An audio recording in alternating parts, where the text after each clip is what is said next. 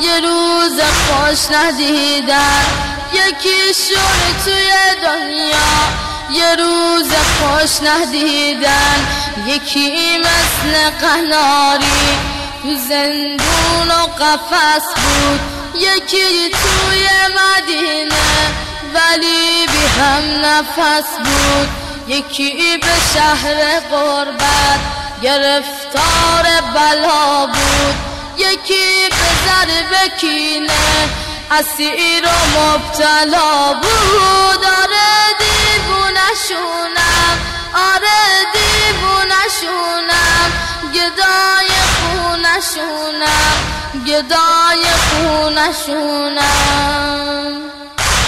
خدا چه مهربونه،